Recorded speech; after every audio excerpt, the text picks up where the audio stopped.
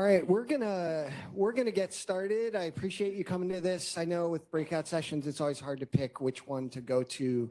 Hopefully this will be valuable. I'm gonna try to squish like a 3-day workshop on like 7 ways to make your team better into 40 minutes. So that's probably not gonna go well. If we run out of time for questions, I'll be at the happy hour after. We can talk as much as you want. I'm Dan Chuparkoff. I am pretty easy to find on the internet. I'm the only Chuparkoff that hasn't been arrested. So, but connect with me on LinkedIn, go to my own website. But LinkedIn, I'd love to interact with you. I'd love to hear the products that you're building in the world. I'd love to help you all make them better. I'd like to hear the successes you have and the struggles too, because that makes us all better. So today we're going to talk about the future of product management, as I believe, and it's going to be a little different than some of the things that you hear all the time. So first, let's pretend we're all in the audience of an orchestra, and the orchestra's playing music. I'm in the audience with you. The musicians are warming up, and then as they start playing, you start to realize, wait, they're not all playing the same song. There's people, it seems like some of them are changing songs in the middle of the song. And then you look closer and you notice there's no sheet music in front of any of them. There's no conductor. There's nothing at all helping them play together. Some guy in a tuba just stands up and starts belting out a solo because he's trying to get promoted. And then a couple other soloists jump up as well, and they start all trying to play solos louder than the other one. There's some new people in the orchestra. They've actually just started. They've never played any instruments before, but they heard about playing instruments in college. And then finally, the band didn't actually have enough resources to get instruments for everyone, so like 11 of the people are just humming. What does this music sound like? This is horrible noise. It's excruciating. You can't deal with it for very long. It sounds like jazz. No, I'm just kidding. Jazz doesn't have those issues. It has different ones. But our teams actually do have those issues. Our strategy is changing all the time. Our new people don't have the resources they need to get up to speed quickly. Our teams don't have the tools or the resources or the facilities that they need to be successful. And so the music that our teams are playing together sounds like garbage. So we're going to try to fix some of that today. It's going to be hard. It takes a lot of work. Our teams are struggling, and there are reasons for that, and I'm going to dive into some of them today. So it used to be true that product managers were really interface managers. We were responsible for some dashboard somewhere, some web interface. We were responsible for talking to our users and figure out what's missing from the dashboard. What do you want there next? And we get a bunch of people with different ideas and we prioritize them. And that's great. We need that. But these days, product managers are responsible for so much more than just that. Because all of us can write whatever we want in a strategy, but if our team doesn't get those things done, we're not going to find the success we need. Our company's not going to keep existing. Having a strategy and actually getting that work done are both important. It might be true that getting the work done is more important. So all of this is being placed on product managers as the coordinators between a bunch of cross-functional people. We have to talk to stakeholders. We have to talk to our developers. We have to find a way to imagine the future and convince all our stakeholders that that's the right future. And that's getting harder and harder because in the last 6 decades, we've had some of the most transformative technologies that the world has ever seen. Back in 1995, around when I first got started, not to date myself, we got PCs on our team, and it changed the way we interacted with information. And then by 2000, all our teams had the web, and we started sharing data over oceans in real time, and that was pretty cool.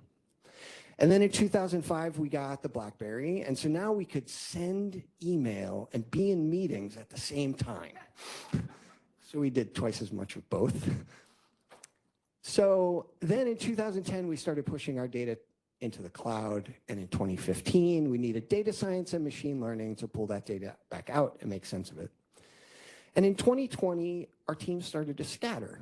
Some of that was because of COVID, but also well before COVID, our teams were starting to need to scatter because it was getting harder and harder to recruit the talent that we needed in the zip code that we happened to buy an office in. And so these changes have come like clockwork every 5 years, and they're massive. Every single one of the things on this list is probably changing most of your lives. And that's going to keep happening, right? Generative AI, and then robotics, and then probably quantum computing after that. That's what the next 15 years are going to look like. I've worked on a lot of different teams. Teams like Atlassian, where I worked on JIRA, or McKinsey and Company, where I did some healthcare stuff. Worked at Google until a week ago. I just left Google to do a new venture, which I'll tell you about at happy hour. But on all of these teams, I also got to work with our customers. And so I got to figure out, like, what are the struggles on teams all over the world? And the most important thing that I've learned is that the way teams work isn't changing fast enough. We've got all these changes coming at us from every direction every single day. And the way we were working is mostly the same as it was in 1997. We've digitized all the stuff, but we haven't disrupted it. The most important product that you are building is the team that builds the stuff that you're delivering your customers. It doesn't matter what you put in the strategy if your team can't build stuff fast enough, if they can't learn stuff fast enough. And so today we're going to dive into some of this stuff, and some of this stuff is going to sound like stuff, dude, I can't do that. That's my boss's boss's boss has to do that. And you, as the product manager, influence stakeholders all the time. And this is one of the ways you will start influencing stakeholders, and you'll build more stuff, you'll build better value for your users, and these are some of the ways you're going to do this. Now, is this really important? How important is it? It's pretty important.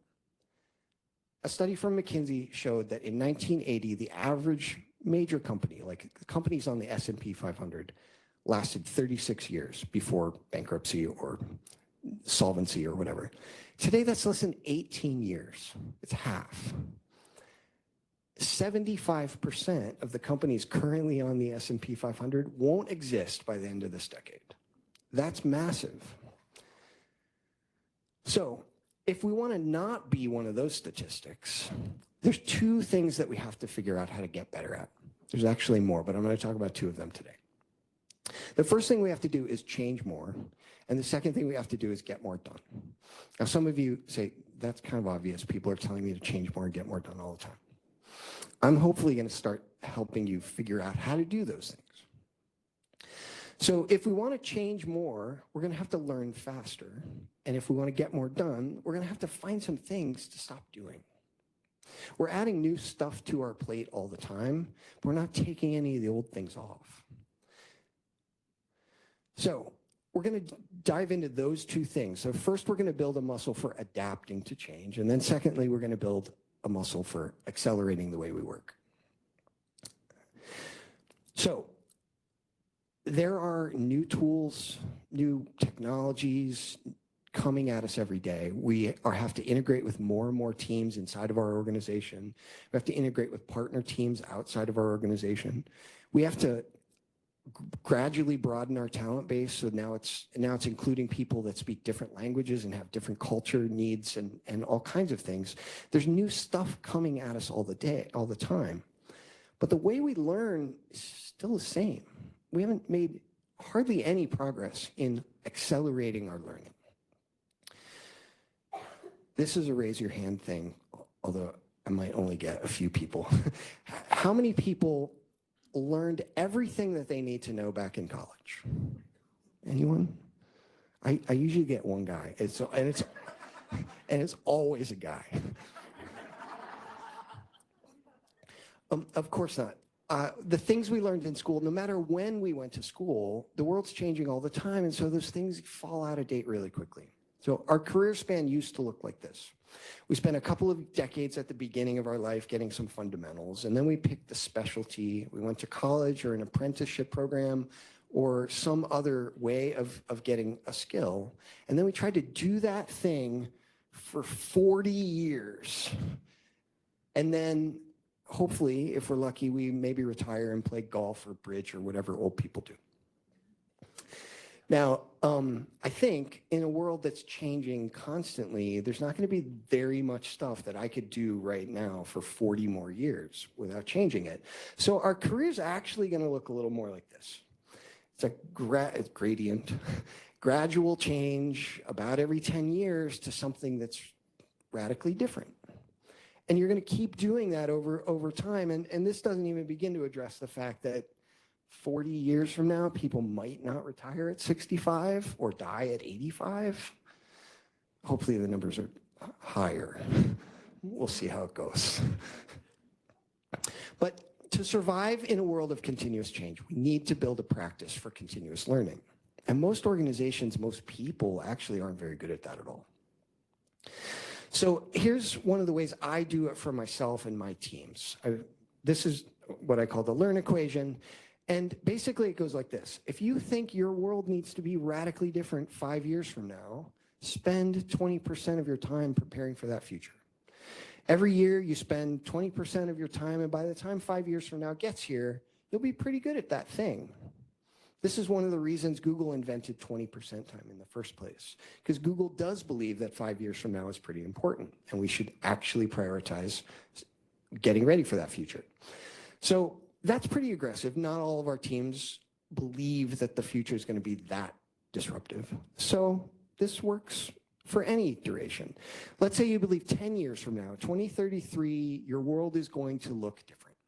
So spend 10% of your time each year. That's about a half day every Friday. Spend 10% of your time learning what that 10 years from now future will look like. That will make you better at understanding what you thought was going to happen that didn't. It'll make you more practiced at making strategies that actually come true. And 10 years doesn't have to be the number either. Maybe you're in a regulated industry or an industry that is more capital intensive and so change is slower. 20 years means 5% of your time learning. That's about 2 hours a day, 2 hours a week, I'm sorry. The problem is most organizations actually only spend 2% or less. So a lot of organizations will let you go to one conference a year. Or they'll hire a consultant to come into your team and do a workshop for 4 or 5 days. Those things are great. They really help teams get better, learn new skills. It exposes you to different ideas, but that can't be enough. 2% of your time is only preparing you for a future that's 50 years away. And I can pretty much guarantee that everything about everything is going to change before 2073. So figure out what your learn equation needs to look like. And this is for you. It's for your developers. It's also for your customers. Your customers are going through this same journey. So prioritize learning inside of your products for them as well, because they need to change just like you need to change. And learning, investing in a future that's changing all the time, it needs to be a priority. If you don't do this, if you don't help your customers learn, then all of a sudden, 5 years from now, you're going to surprise them with a completely new interface, and they're going to reject you. That doesn't go that well. So help them learn too. So here's the formula again, the number 100 by the number of years you think before change needs to be necessary, and that gives you how much time you should invest. So that's hard, and figuring that out all the time is hard too, and what does 2 hours a week really even matter? But one of the ways I've used to try to actually bring learning into my organizations is by having a learnathon. So a learnathon is just like a hackathon. You spend 3 or 4 days learning new stuff, trying some experiments, getting deep into a subject. But it's important that everyone on the team is learning different stuff. Because what you want is a bunch of people exploring a bunch of different things. And what that does, then everyone comes back on Friday and they talk about why they picked learning that thing that they picked and what they learned. They give the other teammates a summary, and then how it's going to change the business and what they think they should do with it next. And when you do that, it starts to bring new awareness of new tools and technologies and ways of solving customer value challenges that didn't get priority before. So that's learnathons. That's one of the ways you can start building a learning muscle in your organization. So I know what some of you are thinking, I don't have every Friday to spend learning. I wish I did. I'm already super behind by the end of Thursday. I definitely can't take Friday off just for reading or watching YouTube. So we're going to dive into that more. Accelerate is the second muscle that you have to get good at. So we're living in a world of exponential growth of everything. So another hand raising, who wishes they had more time or got more things done? Anybody? Some people are like, I don't care, but my boss wishes I got more done. Of course, all of us we're running out of time. Because we're inventing new things to do every day, but we're not like extending our week or taking the old things off. So there's more expected of us every day because our projects are getting more agile, more incremental. We're working on smaller and smaller iterations. Sometimes we're working on things that we don't even think we're going to need, but we call them experiments. Those are good, but it's just more work for us all to do. We're also expanding our customer bases. Now sometimes our customer bases are global, and we're trying to interconnect our products with partners. There's an exponentially growing amount of stuff that we have to do every day. So we've got to start blowing some stuff up. Like, seriously, now, these changes are not going to be small. Some of you will laugh. Okay, getting more work done takes clearing some space. In a world of continuous growth, we need continuous acceleration if we're going to keep up. Eventually, we fall behind and we get disrupted. One of the ways we've automated our work is with analytics. When I first started 20-ish years ago, I had 2 analysts on my team, and every week they would query a bunch of data and mash it together and make it flat and then hook it up to Excel and then make some charts and then take those charts and put them in PowerPoint, and then they would email that PowerPoint to me every Sunday night.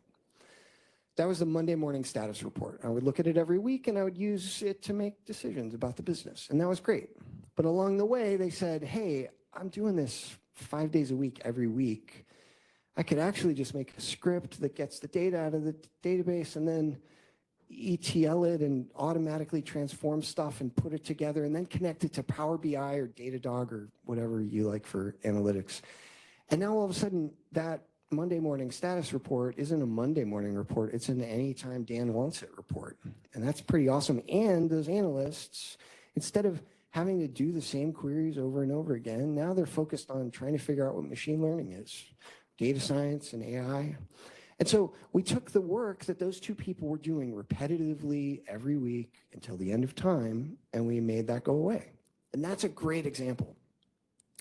Another example is the commute. I used to drive to the city for 90 minutes from the other side of Naperville into the city every day and then back at the end. That was 15 hours a week in the summertime. In the wintertime, it was like 20 hours. And then all of a sudden, COVID happened, and I'm just like, okay, I'm just going to do the same stuff but not drive 20 hours a week? That's kind of amazing. Now, I do like offices. I want to collaborate with people. I want to go to lunch with people. I want to become friends with them. I want whiteboards. Those things are all awesome. So I'm not saying get rid of commutes completely, but that's one of the ways I could look at my week and say, I just created like 15 free hours that I didn't have before. Whole reason I have this presentation now is because of that free time. So find those pockets of time and start blowing them up, figuring out ways of making them go away. So one of the things I want to suggest is a no meeting week. So I did something amazing in the spring that was really cool. I told everybody that I worked for, that I was going on vacation, but then I didn't go. I just stopped looking at email. I didn't go to meetings. I just declined everything. And then I redid my whole product strategy. Like I did some research, like I looked at other examples in the world. I had like 40 free hours that I didn't have before. I never would have done that. And they were 40 hours in a row. It was great. I came back the next Monday and told my boss, like, hey, I didn't actually go away. I'm probably going to take that vacation time back. But look at all this stuff I made. And they were like, oh my God, that's actually kind of awesome. And so we said, let's do a no meeting week for the whole team. So now I know some people are doing no meeting days, and that's helpful, like no meeting Wednesday, and everyone gets deep work. But what happens when you do a no meeting Wednesday is all the meetings just go to Tuesdays and Thursdays. You're not creating any new space, although defragging Wednesday is a good idea. It does help. It gets you deep into work, and that's fine. But if you do it for a week, then the meetings actually do disappear. And then some interesting stuff about autonomy starts to surface. How many of your people can actually go a whole week without asking people for permission to do stuff? And autonomy is a different subject, so I won't go into that much more here. But try no meeting week as a team. It's really cool. You'll do it more often. I started doing it one week a month was a no meeting week, and it was phenomenal. Okay, so another thing that's going to accelerate the way we all do stuff is GPT. So AI is huge right now. It will change everything about everything. It's as fundamental as electricity. But a lot of people are thinking, okay, generative AI, it's going to like just do all the work for us. And that's actually fundamentally false. There is always work left over for the humans. You just have to pay attention to like which part of the work you're talking about.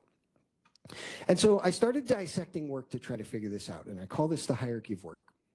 We start at the bottom. It's a pyramid because there's more of this stuff, right? At the bottom, we have mimicry. That's when you do something over that you saw done before. And next, you have memorization, where you have to remember stuff that you learned in school, regardless of what age that was. And then pattern matching is where you see problems that are already known problems with known solutions. And it's like if you're in tech support and you have a book and somebody calls in with that problem and you're like, oh, do this. That's pattern matching. Not actually problem solving, although they start to blur together. Problem solving is when you have to create a new solution to something that doesn't have a known solution. That's where you start to outgrow what AI can do. AI can reassemble interesting pattern matches that they found, and they might look like new problems, but AI can't tell what good is. It doesn't know how to do the things above. I'm sorry, I'm going to skip that part. It doesn't know how to do the stuff above that line, because AI fundamentally has to be trained by examples. And if it's an example, then it's pattern matching. Now, things above that line are AI is going to get better, and we're going to mix more things together, and we're going to realize when people are trying to do problem solving or discovery, they're really just doing pattern matching too. But for now, that's a pretty hard line that AI can't cross. So try to dissect what your day looks like and figure out how to make this stuff go away. If you automate 80% of the stuff down here, that leaves 20% left. And so you could do 5 times as much of the stuff at the top. That's where the real value is, and your customers are going through the same growth.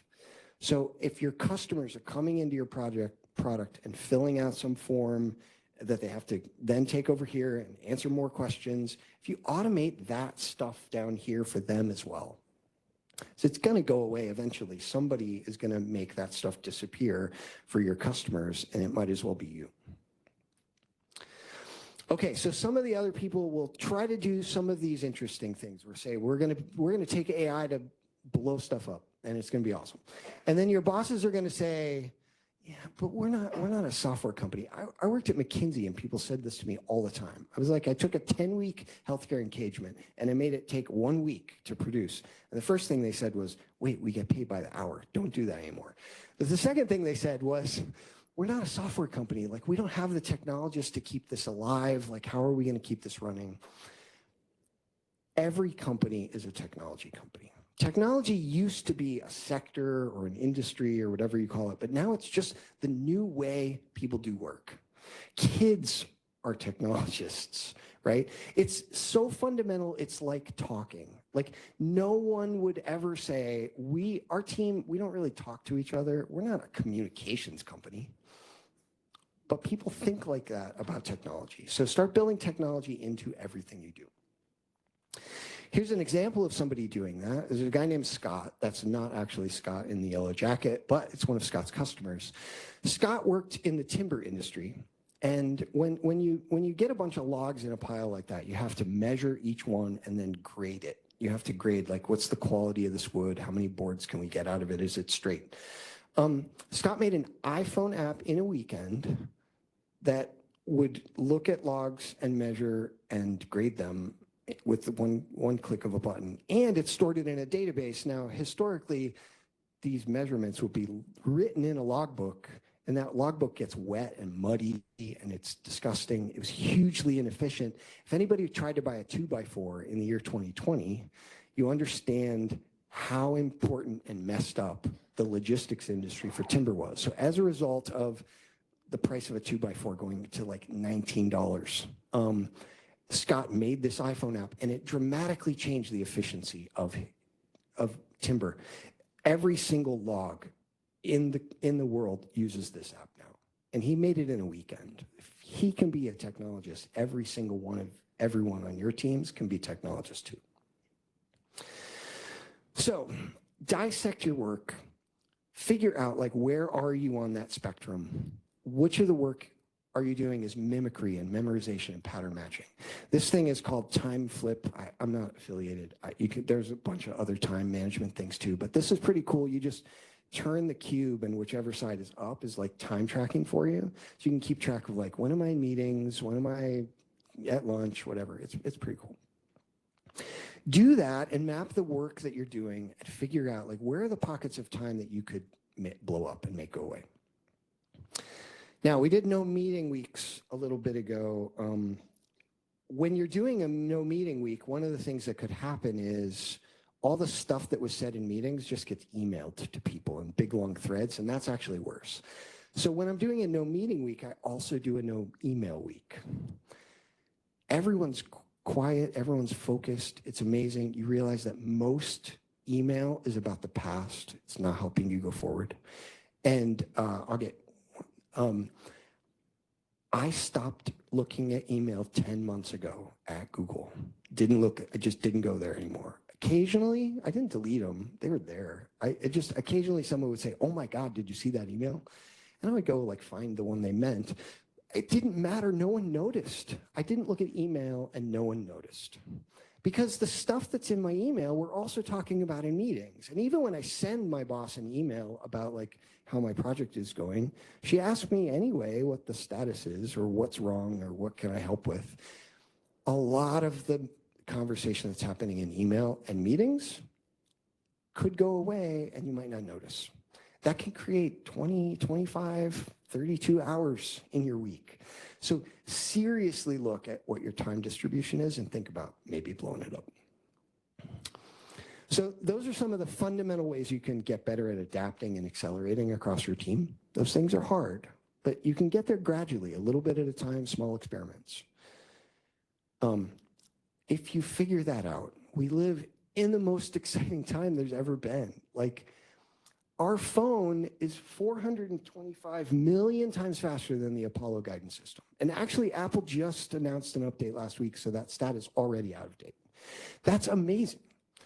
At the same time, like the sushi robot near my house will bring me my food and refill my water glass. It's incredible. Salman Khan is reinventing the way students get tutored and the way educators create lesson plans. This is Khan Academy, if you're not familiar. My car drove itself here to work with no interventions. I did not touch the steering wheel until I got into the parking garage. Dean Kamen, inventor famously of the Segway, is building human kidneys in a 3D printer in New Hampshire with the patient's own stem cells. So they're harvesting stem cells of people that need kidney transplants, using those cells to make a kidney so the patient doesn't reject it after transplant. Like, there's some incredible stuff going on in the world. This is Zipline. A friend of mine, Paul, is an investor with Zipline, and they are ferrying medical supplies around Africa with drones. A lot of places in Africa that don't have adequate refrigeration for medical supplies, and this can get medical supplies to people that were just going without it before. There's some amazing stuff going on in the world, and there's more coming. We're about to have the AI revolution and then the robot revolution and then whatever other revolutions come after that. And if you figure out how to spend your time focused on those things, instead of just reading and responding to emails and writing strategy docs that are going to change in 4 months anyway. You don't know what the future looks like. So stop trying to write a 3-year future doc because it's not real. Like Chris said earlier, it's fiction. Reinventing teams takes these things. And if you get better at these things, changing becomes way easier because you're great at it. Accelerating the things you're trying to do becomes easier because you're getting rid of the dumb stuff. This is part of a bigger program. I can't go into all of this stuff today, but these are the things that really, really, really matter on teams. And there's a lot of detail in there. If you scan that QR code, I'll email you the whole deck and then you'll have all that stuff. So, and I'd also love your feedback. So this will ask you a couple questions. So that's it. I had a question over there.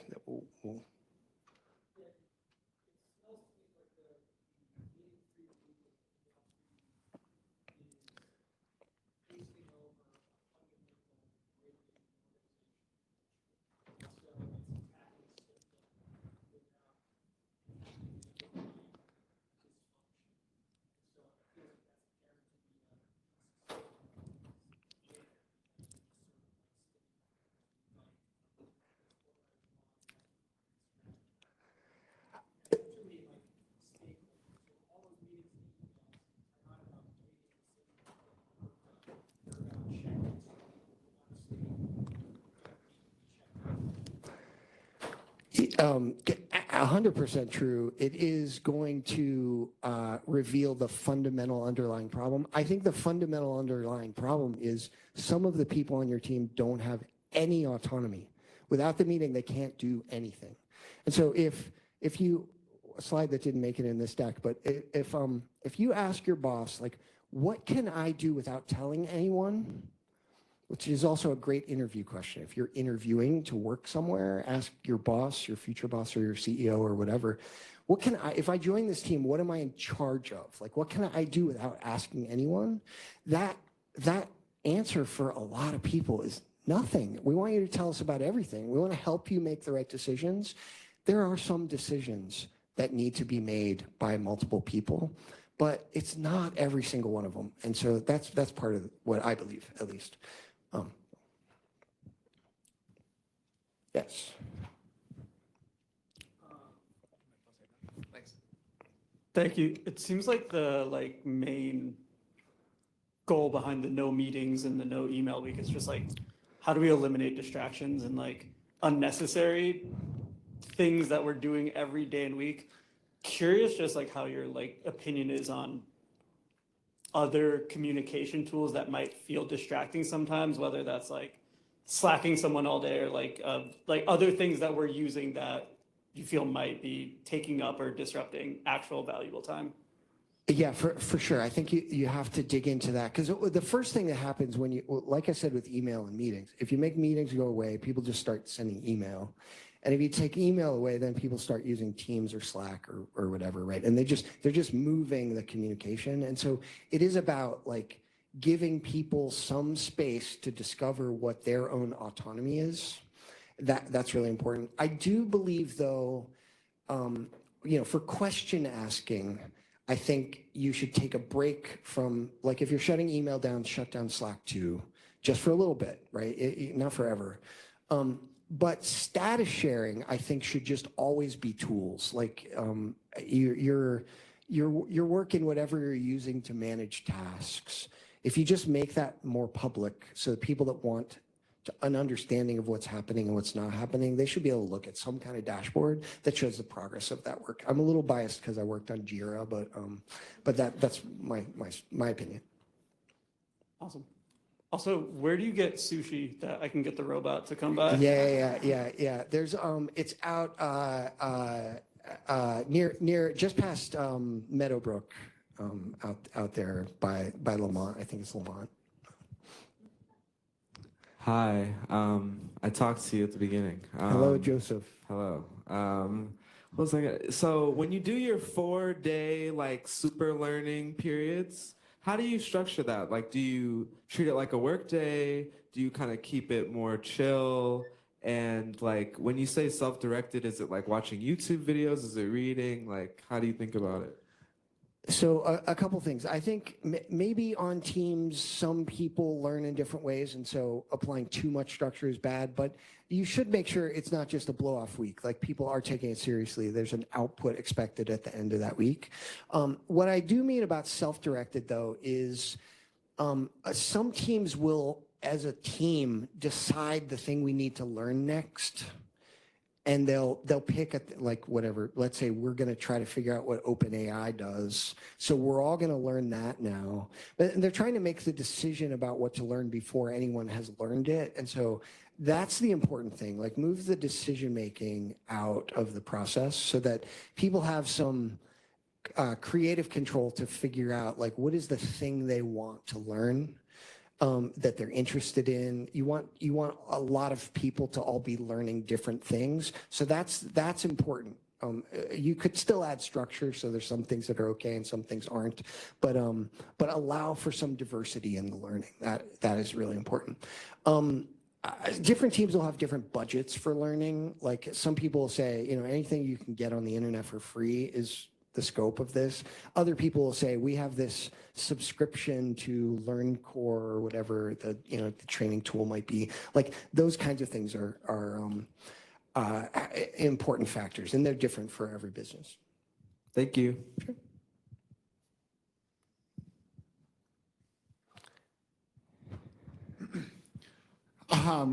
I think a ton of us probably subscribe to all of this, but part of the problem in the company is, of our companies, are other managers and stakeholders who are kind of stuck in the old managerial ways. How can we go about kind of teaching that old dog some new tricks? Yeah, fantastic question. And the crux that could blow up all of this, right? If you can't convince the stakeholders that are feeling like they're the deciders in how you work, then none of these ideas will matter. The first thing is, in most of the experiments that I tried, I just did it first without asking for permission. And then I came back and I said, this was the output of the last week, and here's how I got that much output. And so trying some small experiments that are sort of more under the covers helps, because if you go in there with useful output and an argument, then it's easier than just saying, I have a hypothesis that if I didn't have to talk to any of my coworkers, I would get a lot more done. Yeah. I like that. Thanks. Also, I do coaching and consulting, so if your boss needs trouble coming around, let me know and I'll help convince him.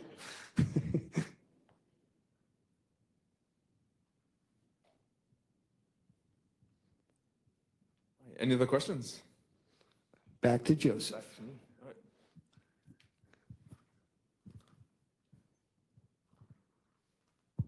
Who do you think will win in the generative AI space? Do you think OpenAI will win because of their early lead and their technical talent, or do you think they will run out of money and some other company will beat them? Fantastic questions. First, I think there's just like the world wants Visa and MasterCard. They don't trust having all their eggs in one basket that's that critically important. So I think there will be a multiverse of AI tools. I think the head start's also debatable because Google practitioners were working on AI things like 35 years ago. But there will be a reckoning of some kind. What will really come to change the market is when people start passing the cost of running AI queries onto the people running them. Like my wife uses ChatGPT like all the time. She uses it like 8 times a day. But as soon as she discovered that it costs like $1.50 every time she asks what she should say in this Facebook post, like she's going to stop doing that, right? So at some point, the cost of this will become clear, and that how people handle the market of that will really matter. All the technologists have great strengths that they bring to the table, but maybe the one that's better at marketing and sales will win, and maybe that's Microsoft. You already see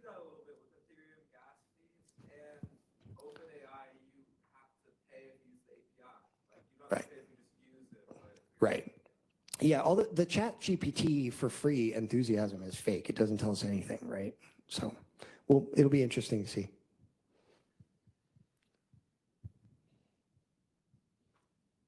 Joseph?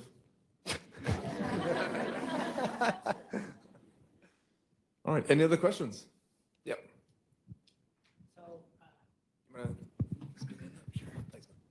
So if you give your team freedom for learning, though, do you occasionally have problems where they would learn something that's not at all helpful or relevant to the business? And do you have to put some reins on it every once in a while?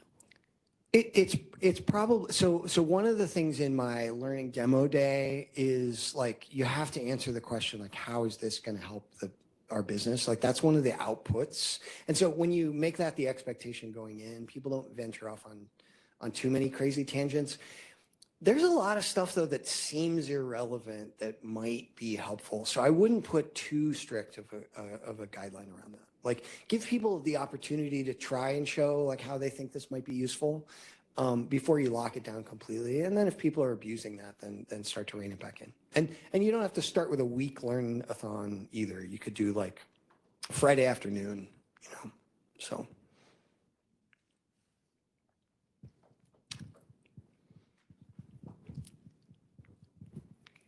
All right, here we go.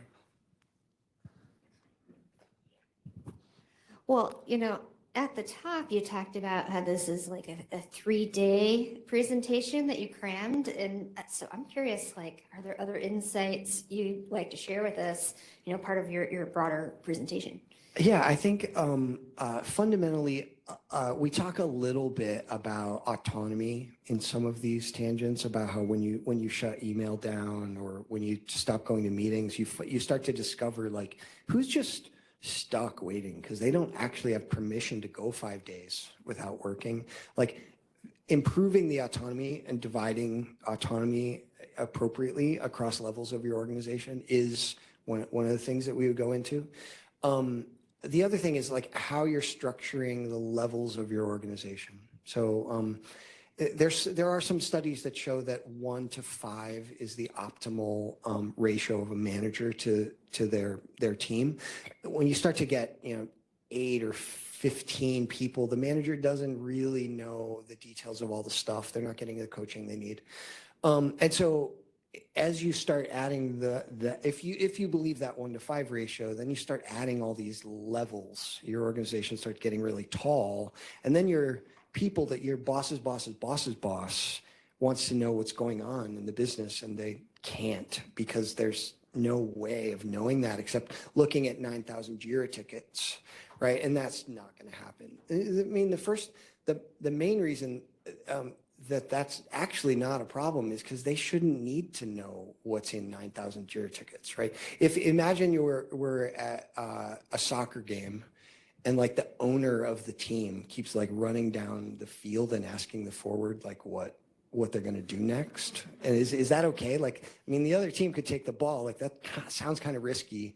Like it just doesn't work like that. You have to give people and I'm not a sports guy, so I don't actually use sports analogies very much, but that one's just really clear. Like you've got to let your team, the owner's job is to get resources for the team, right? And the coach's job is to give the team the right preparation they need to do that game. But then you've got to let the team do the game. So those are some of the things. So what's interesting is I actually worked for Dan about a decade ago, and he actually talked about some of these topics way back then. So it is interesting to start to see some of these things come to fruition. My question is as I try to expand my skill set in just being a product manager or just product professional, I feel like everybody's asking for a unicorn. It's really hard to understand what's next and what are you going to be good at or where you can compete. Mm-hmm. So when you're talking about learning and reserving time, my brain is swimming right now like, okay, well, ChatGPT or AI or what else or strategy, right? So any recommendations? Yeah, I think so. So first, at the beginning, I had that sort of staircase that sort of went up the chain. Like, don't dive right into AI when you're still trying to figure out what like data in the cloud looks like, what data is actually there to use and what's reliable and what's not. Like start working your way up that staircase. I do think that a conversational understanding of AI is going to be really important for all of us because it's starting to make interfaces go away. Like people are skipping over our interfaces and just asking for the output that they want. Search results like Bing and Google are just, they're not even going to the websites anymore. They still give you the list, but they summarize everything they find. And that's going to change how we think about interfaces. And so start exploring a little bit there so that you understand what that might look like. Okay, I mean, at the 5 minutes. Yeah, okay. Hi, thanks for the talk.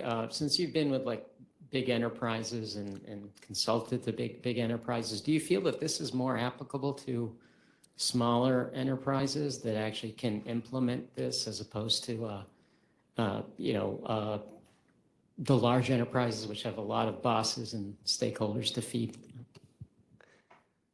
So first, I think there are only teams.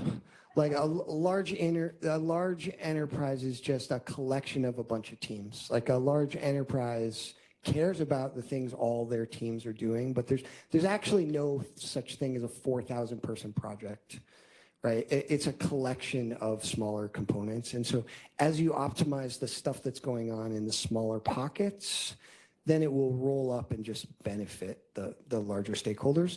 But you'd have to wonder, like, you know, if you're whatever, I'm getting up there in ages, and like I might hire somebody on my team that is a digital native, like they grew up with cell phones and iPads and on the internet. Like they know way more about new technologies than I do. And so like as I become, you know, more senior in my life, I can't make all the decisions. I need to let some of the people that are closer to those new technologies make those decisions. And so that's the biggest advice I have for larger organizations. First, optimize for small teams and their effectiveness, and then you'll roll up the benefit. And then second, look at the role sort of decision making across enterprises with lots of hierarchy. In your piece about automating things that you can, tasks that you can, and like you mentioned, like status on projects or whatever you're working on. And I know you said you were a little bit biased towards Atlassian because you had worked for them. We use that. I was just wondering, like, which of those products would you recommend, or how did you use that for those tasks? So for anyone that's not familiar with JIRA, it's just like a list of tasks, and you could use Linear or Notion or Asana or Teams or any of those tools will let you put a list of work in a list and share that list. And so I don't actually have a bias toward any one of them in particular. Actually, maybe JIRA is the hardest to administer and set up. So you have to sort of dedicate it to wanting that. So like if you want a lightweight thing for a smaller team, maybe pick one of the other ones. The important thing is that people start putting the work that they're trying to do in a list that's prioritized. If they start doing that, then other people can look at the list of work that's done and not done. And then it starts to get easier to understand what's going on in an organization. Now, all of the tools are broken in how they allow you to roll up from a list of a bunch of granular things to an overview. Right now, that's really hard. You can create like themes or epics, or they all call them something different. AI is about to solve that problem. Like AI is about to look at a list of 9,000 tasks and give you a summary of what's going on and what's not. But that only works if you're putting that data somewhere. So put it somewhere. Yes. So they always say you do what is measured. So in this particular case, did you measure at all using time or things that the folks are doing as output? I think I might have some contradictory opinions about data.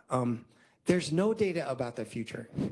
And so focusing a bunch of stuff on what happened in the past doesn't really help me. And so I do optimize for value and stuff that feels like successes, right? Like I want to leave for a pretend vacation and come back with a revised strategy that all my team loves, right? But that's not data exactly, but you know it when you see it, right? Things you do for customers is also sometimes really clear.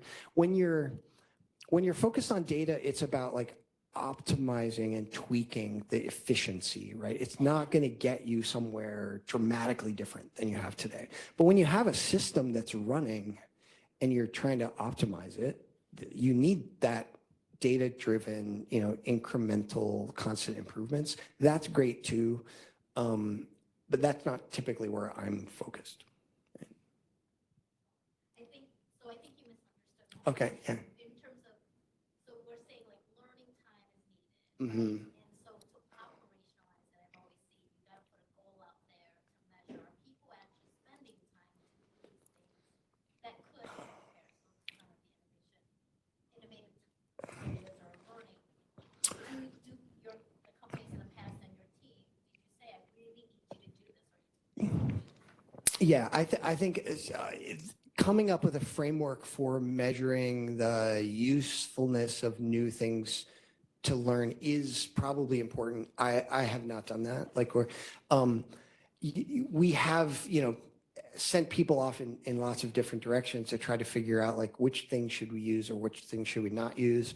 Or when we have an idea about, to Joseph's question a second ago, like which we're going to start using AI, should we do, the Google Palm model or should we use the OpenAI? Like that's a thing we would like send two teams off to do and measure what they find and then make that a very controlled experiment. But when you're still just like exploring, it's hard to measure that stuff, right? So maybe divide up the learning time and say like, 40% of your learning time has to be spent on things that can be measured and I don't know, some other distribution, right? I think we have maybe one, last question for the day.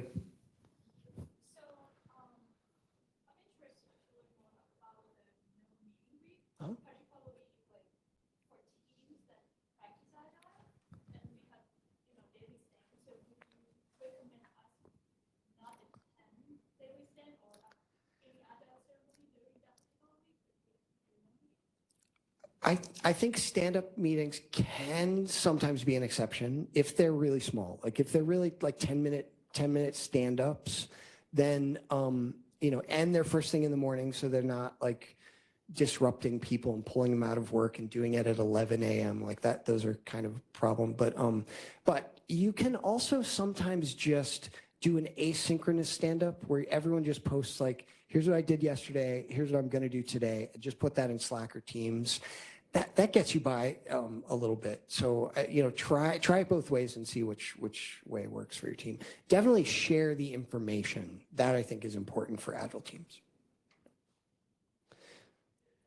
Oh, kind of get close, mate. Go ahead, go on. Yeah, 3 minutes late. People don't get a happy hour. Yeah, right.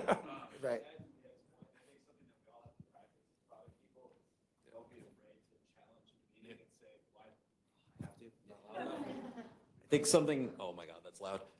Something as product people we should try to practice to do a lot is not be afraid to challenge and say, why did we have this meeting? It's something we tend to just accept. Like I think something I've realized, at least in my experience over the last decade, is I was the problem and I was causing a lot of meetings because I needed updates. I don't want to do the show of hands because I think a lot of people will agree with me, but like that turns the reflection around, especially with engineering teams, and that helps cut like probably half the meetings I've dealt with. And asynchronous is definitely a way, using the tools and the notes and the things we're anyways tracking. If it's a meeting about a meeting to have another meeting, like the cascade is terrible. And especially it doubles when you're dealing with executives and people you're communicating to. So that's something that I would suggest. Yeah, don't be afraid to say this conversation is keeping us from happy hour and we should stop it. Dan, thank you.